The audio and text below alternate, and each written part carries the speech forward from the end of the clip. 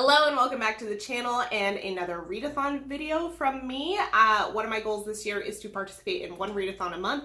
I did multiple within a month last year and it burned me out a bit, so I'm restricting myself to one a month this year. And the readathon I am doing for the month of March is Buzzwordathon Round 3. This readathon has quickly become one of my favorites because it's so simple to find books for. I find myself spending a lot of time picking out TBRs for readathons to match all of the challenges because I do find that fun, but sometimes it gets a little overwhelming and tedious. And for those of you unfamiliar with Buzzwordathon, the idea of the readathon is that you pick a buzzword from publishing, something that shows up in titles quite a lot, especially recently, and you pick books that have that word or a collection of words in them. The first round was girl or girls. The second round was lie, liar, lying, which I just participated in recently. You can watch the reading blog for that. And this third round is actually a lot of words that are options, and I had a lot of fun picking my TBR out for this. So the words for this round are who, what, why, where, when, and how. Who, what, when, where, why, how. Yes, that many. There's six words you can use. Obviously, you could just choose like one of these words to read through. You could pick a handful of them. You could try to do a book in each category. It's really up to you. This readathon is really friendly for people who don't like a lot of strict rules, I personally think.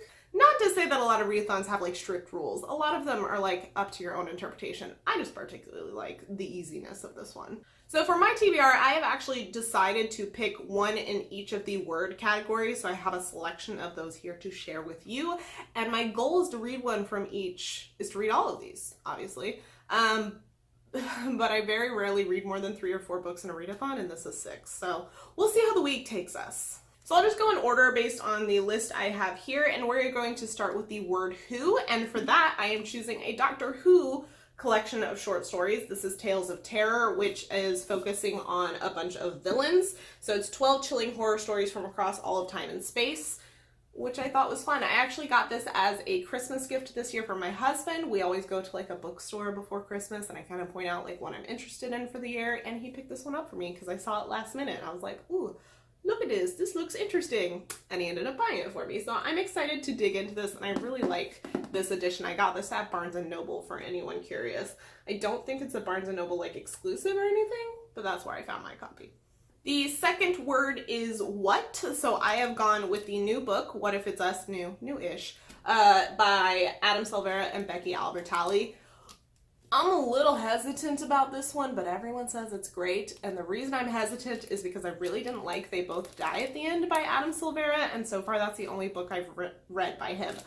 But I really did love Simon versus the Homo Sapiens Agenda by Becky Albertalli. That's the only book by her I've read, so we'll see how this goes. I hope that I like a lot better than They Both Die at the End. I think because this doesn't really have like a sci-fi speculative aspect to it, since it seems to be like purely contemporary, I might like it a bit more, because my big problem with They Both Die at the End was a lot of the world building and how the sci-fi elements, or how it was, I have rants about this, I don't like how it was pitched as a contemporary when it's clearly not, but we'll see how it goes. The next word is when, which I don't actually have my copy of this yet because it's not actually out yet, and this is the group read, and it is When the Sky Fell on Splendor by, is it Henry?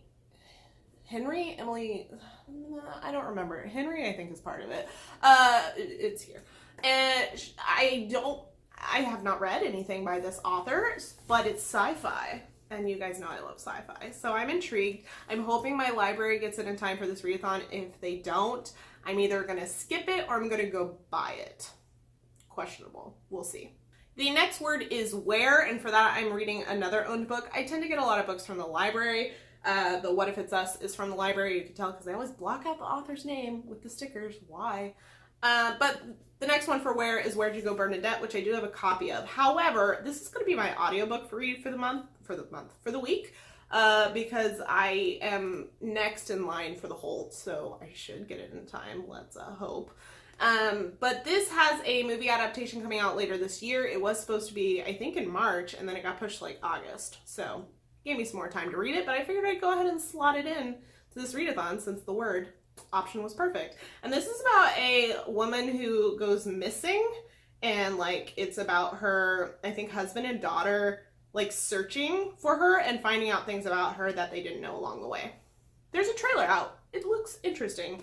Next up is For the Word Why, and I actually have a nonfiction for this, and that is Why I'm No Longer Talking to White People About Race. I have been hearing nothing but good things about this book. I am definitely interested in getting a different perspective than my own on this topic. Obviously, that's the more important perspective in my opinion. So I'm very interested to read about this. I don't know a lot about the specifics on it, but I think that the title kind of gives you a good vibe on what it's about. I think is it a collection of like essays, or is it just one long book? It looks like it's just one long book. So it just says that it's exploring issues from eradicated Black history to the political purpose of white dominance, whitewash feminism, to the inextricable link between class and race. So I think that's very important and necessary, and I'm interested to learn. And the last word is how, and I have a weird book for this one. It's called How to Travel Without Seeing.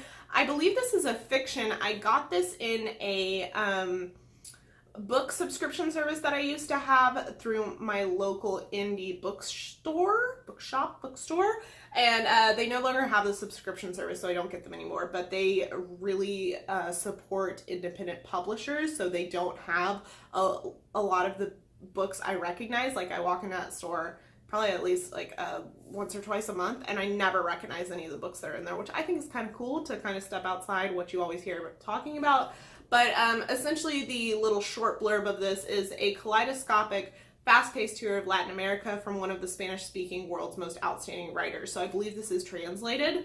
So yeah, maybe it is nonfiction. I don't know. We'll find out.